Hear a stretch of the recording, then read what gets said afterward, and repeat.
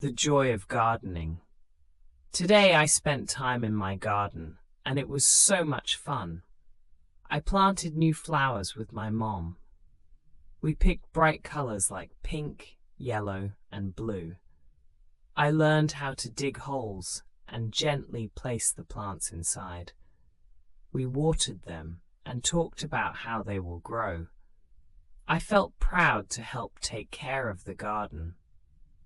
While we worked, we saw butterflies and bees buzzing around.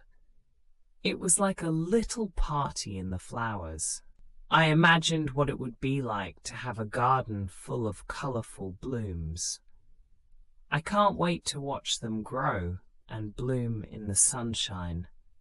Gardening teaches me patience and the importance of taking care of nature. I love spending time outside and hope to create a beautiful garden that everyone can enjoy.